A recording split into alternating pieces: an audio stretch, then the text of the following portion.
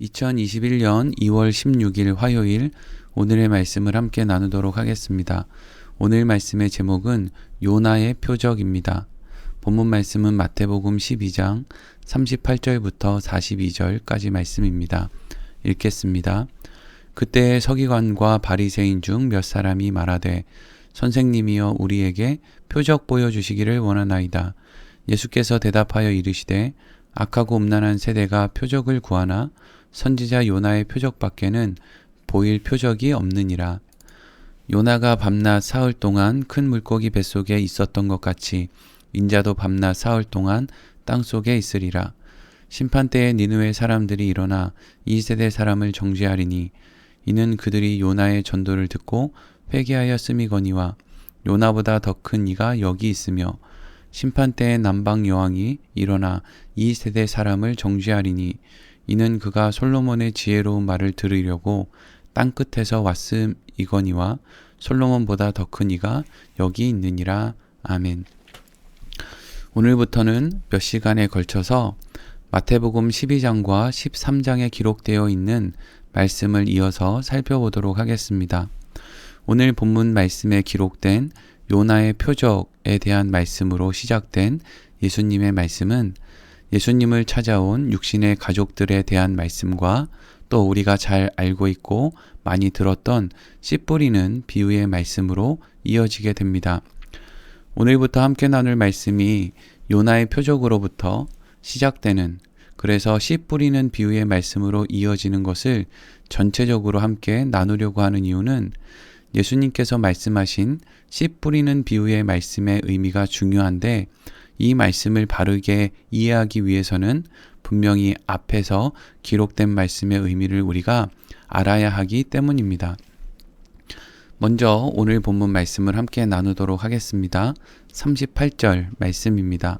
제가 읽겠습니다. 그때 서기관과 바리새인 중 몇 사람이 말하되 선생님이여 우리에게 표적 보여주시기를 원하나이다. 아멘. 오늘 본문 말씀은 예수님께서 안식일에 회당에서 손 마른 사람을 고쳐주신 일 이후에 예수님을 찾아온 서기관과 바리새인들의 어떤 요구로부터 시작되고 있습니다. 예수님을 찾아온 서기관과 바리새인들은 예수님께 어떤 요구를 합니까? 그들은 자신들에게 예수님께서 이 땅에 오신 메시아이심을 증명할 표적을 보여줄 것을 요구했습니다. 예수님을 찾아온 서기관과 바리새인들은 자신들의 눈앞에서 이미 예수님께서 손 마른 사람의 병을 고쳐주시는 것을 보았음에도 예수님께 자신이 이 땅에 오신 메시아이심을 증명할 표적을 다시 보여달라고 한 것이었습니다. 왜 그들은 예수님께서 자신들 앞에서 기적을 행하는 것을 이미 보았음에도 계속해서 다른 표적을 보여달라고 요구했을까요? 그것은 크게 두 가지 이유를 가지고 있습니다. 첫 번째 이유는 그들이 원하는 표적이라는 것은 힘이 없는 병자의 병을 고쳐주는 그런 것이 아니라 이스라엘을 로마로부터 구원해낼 정치적인 메시아로서의 표적, 즉 힘을 가지고 로마의 군대를 몰아내는 표적이었기 때문이었습니다. 그리고 두 번째 이유는 그들이 진심으로 원했던 것은 단순한 표적을 통해서 예수님께서 메시아로 오심을 확인하는 것이 아니라 그저 자신들의 욕망을 채워줄 표적 그 자체를 그들이 원했기 때문이었습니다. 예수님께서는 손 마른 자를 고쳐주신 것을 보고서도 다른 표적을 계속해서 구하고 있는 서기관과 바리새인들에게 무엇이라고 말씀을 하십니까? 39절의 말씀입니다. 예수께서 대답하여 이르시되 악하고 음란한 세대가 표적을 구하나 선지자 요나의 표적밖에는 보일 표적이 없느니라. 아멘. 예수님께서는 악하고 음란한 세대는 표적을 구하지만 예수님께서는 선지자 요나의 표적밖에는 보일 표적이 없다라고 말씀하셨습니다. 예수님의 이러한 말씀을 생각해 보면 참 이상합니다. 왜냐하면 예수님께서는 방금 회당에서 손 마른 사람의 병을 고쳐주시는 표적을 이미 보여주셨기 때문입니다. 방금 놀라운 표적을 보여주신 예수님께서 왜 선지자 요나의 표적밖에는 보일 표적이 없다고 딱 잘라서 말씀하신 것이겠습니까? 이 말씀의 핵심은 악하고 음란한 세대가 표적을 구한다고 할 때 이 표적이라는 말이 일회적인 또 단 한 번만 보여주는 그런 표적이 아니라 계속되는 표적을 말하는 것이기 때문입니다. 즉, 예수님의 말씀은 악하고 음란한 세대의 특징은 계속해서 표적만을 구한다는 것이었습니다. 표적을 통해서 하나님의 뜻을 확인하고 표적을 통해서 메시아를 받아들이는 것에는 관심이 없고 오직 자신들의 욕망을 채울 표적을 계속해서 구한다는 것입니다. 여러분, 이것은 오늘날 그리스도인들에게도 중요한 말씀입니다. 많은 사람들이 기도의 응답받기를 소망합니다. 그리고 기도의 응답을 받기도 합니다. 그런데 중요한 것은 그 기도의 응답을 받은 것으로 인해서 우리의 삶이 전혀 달라지는 것이 없다는 것입니다. 계속해서 우리는 기도의 응답만을 원할 뿐입니다. 다른 말로 하면 우리의 소원이 이루어지는 것을 원할 뿐이라는 것입니다. 한번 기도의 응답을 받으면 그것을 통해서 하나님의 말씀을 이제는 받아들이고 예수를 믿고 좀 더 변화된 하나님의 자녀다운 그러한 삶을 사는 곳으로 나아갈 수 있어야 되는데 우리는 그저 매번 문제가 생기면 기도를 하고 그 기도의 응답을 원하고 그 기도의 응답을 받으면 이제는 하나님을 잊어버리는 그런 일을 반복하게 되는데 그것이 악하고 음란한 세대가 표적들을 구하는 것과 같은 의미를 가진다고 할 수 있을 것입니다. 그래서 예수님의 말씀은 이렇게 이어집니다. 40절 말씀입니다. 요나가 밤낮 사흘 동안 큰 물고기 뱃속에 있었던 것 같이 인자도 밤낮 사흘 동안 땅속에 있으리라. 아멘. 예수님께서는 자신들의 욕망을 채워줄 표적을 구하는 서기관과 바리새인들에게 자신이 보여줄 표적은 오직 요나의 표적밖에 없는데 요나의 표적이라는 것은 요나가 밤낮 사흘 동안 큰 물고기 뱃속에 있었던 것과 같이 예수님께서도 밤낮 사흘 동안 땅속에 있을 것이라고 말씀하신 것이었습니다. 예수님께서 이렇게 말씀하신 것은 예수님께서 십자가에서 죽으시고 사흘 만에 다시 부활할 것을 의미하는 것이었습니다. 결국 이러한 예수님의 말씀은 하나님과 단절된 죄인이기 때문에 자신의 욕심을 채우기 위해 끊임없이 표적을 구할 수밖에 없는 인생들을 위해서 예수님께서는 자신이 직접 십자가에서 죽으심으로 하나님과 죄인들의 관계를 회복시켜 주시는 일을 하실 것이라고 말씀하시는 것이었습니다. 그런데 여기에서 오늘 본문의 말씀이 끊어지지 않고 말씀이 계속해서 이어지는데 이것이 중요한 의미를 가지고 있습니다. 그것은 예수님께서 그러한 일, 요나의 표적을 보여주시는 일을 한다고 해서 결국 모든 사람들이 예수님께서 보여주시는 그 표적을 받아들이지는 않을 것이라고 하는 말씀입니다. 이어지는 말씀 41절과 42절 말씀 보겠습니다. 심판때에 느느웨 사람들이 일어나 이 세대 사람을 정죄하리니 이는 그들이 요나의 전도를 듣고 회개하였음이거니와 요나보다 더 큰 이가 여기 있으며 심판때에 남방 여왕이 일어나 이 세대 사람을 정죄하리니 이는 그가 솔로몬의 지혜로운 말을 들으려고 땅끝에서 왔음이거니와 솔로몬보다 더 큰 이가 여기 있느니라. 아멘.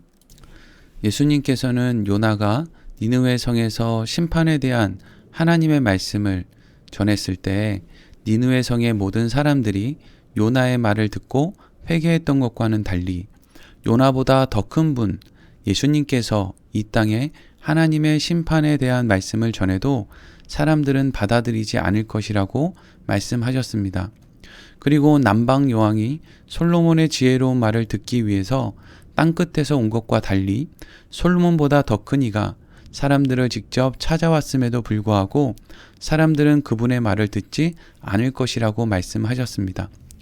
그래서 심판을 면한 니느웨 사람들과 솔로몬을 찾아왔던 남방 여왕이 이 땅에 오신 메시아 즉 예수 그리스도를 받아들이지 못한 사람들을 정죄할 것이라고 말씀하신 것이었습니다. 여러분, 오늘 본문의 말씀은 여기까지입니다. 오늘 본문의 말씀을 정리하면 이렇습니다.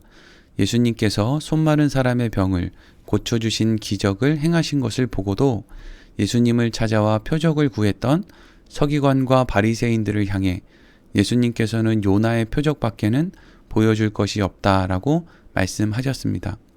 그리고 예수님께서는 요나의 표적을 보여주신다고 할지라도 모든 사람들이 예수님이 보여주신 표적을 받아들일 수도 없다고 말씀하셨습니다.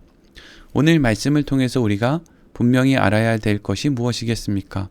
그것은 예수님께서 어떠한 놀라운 표적을 보여주신다고 해도 그 표적으로 예수님을 믿고 받아들이는 일은 불가능하다는 것입니다. 오직 예수님을 믿고 받아들일 수 있는 것은 오직 하나님의 은혜를 통해서만 가능하다는 것을 말하고 있습니다. 이것은 하나님의 은혜가 모든 사람들을 향한 보편적인 은혜가 아니라 하나님의 택함을 받은 하나님의 은혜 안에 있는 사람들을 향한 선택적인 은혜임을 말씀하시는 것입니다. 예수님을 따라다녔던 많은 무리들이 있었습니다. 그리고 그 무리들 가운데에는 구약 성경에 능통했던 서기관, 바리새인과 같은 사람들도 있었습니다. 그들은 예수님의 말씀을 들었고 또 많은 기적들을 목격했습니다. 그런데도 불구하고 그들은 예수님을 믿고 받아들이기는커녕 오히려 예수님을 십자가에 매달아 죽게 만드는 일을 하였습니다. 그래서 예수님께서는 이 모든 일에 대해서 이렇게 말씀해 주십니다. 요한복음 10장 24절에서 28절 말씀입니다. 유대인들이 애워싸고 이르되 당신이 언제까지나 우리 마음을 의혹하게 하려 하나이까? 그리스도이면 밝히 말씀하소서 하니 예수께서 대답하시되 내가 너희에게 말하였으되 믿지 아니하는도다. 내가 내 아버지의 이름으로 행하는 일들이 나를 증거하는 것이거늘 너희가 내 양이 아니므로 믿지 아니하는도다. 내 양은 내 음성을 들으며 나는 그들을 알며 그들은 나를 따르느니라. 내가 그들에게 영생을 주노니 영원히 멸망하지 아니할 것이요 또 그들을 내 손에서 빼앗을 자가 없느니라. 아멘.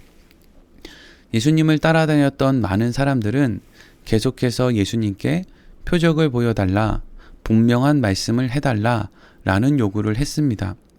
예수님께서는 끊임없이 표적을 보여주셨고 또 말씀을 해주셨습니다. 그럼에도 불구하고 사람들은 더 많은 표적, 더 많은 말씀을 요구할 뿐 예수님을 믿지도 받아들이지도 않았습니다. 그래서 이러한 일에 대해서 예수님께서는 어떻게 설명을 해주십니까? 사람들이 계속해서 표적을 구하고 말씀을 요구하며 정작 표적을 보여주고 말씀을 해주어도 그들이 믿고 따르지 못하는 이유는 그들이 목자 되신 예수님의 양이 아니고 하나님께서 택하셔서 예수님께 보낸 자들이 아니기 때문이라고 말씀하시는 것입니다. 사랑하는 성도 여러분, 우리가 예수님을 믿게 되고 또 예수님을 따르게 되는 것은 결코 우리가 표적을 보았기 때문도 말씀을 들었기 때문도 아닙니다. 그러한 일들이 예수님을 믿고 따르게 되는 과정 속에 있을 수는 있습니다. 우리의 인생 가운데 찾아오는 문제들이 해결된 것, 때론 병이 낫는 것, 그리고 또 설교 시간에 말씀을 듣는 그런 일들이 우리가 예수님을 믿고 따르게 되는 과정 속에 있을 수는 있지만 그러한 일들이 우리를 믿음으로 인도하지는 못한다는 것입니다. 우리가 예수님을 믿을 수 있는 근본적인 이유는 하나님께서 우리에게 은혜를 베풀어 주셔서 죄인들 스스로의 힘으로는 믿고 따를 수 없는 예수님을 믿고 따를 수 있도록 눈과 귀를 열어주셨기 때문이고 우리의 마음을 변화시켜 주셨기 때문입니다. 그렇기 때문에 우리가 예수님을 믿고 따른다는 것은 참으로 놀라운 하나님의 은혜 가운데 일어나는 일임을 우리는 늘 기억해야만 할 것입니다. 그리고 우리를 놀라운 믿음으로 인도하신 하나님을 믿는 믿음 안에서 늘 기쁨과 평강의 삶을 살아야 할 것입니다. 오늘 말씀은 이렇게 마치고 내일부터 또 이어지는 말씀 예수님을 찾아왔던 예수님의 가족들을 향한 말씀과 또 씨 뿌리는 비유에 대한 말씀을 이어서 생각해 보도록 하겠습니다.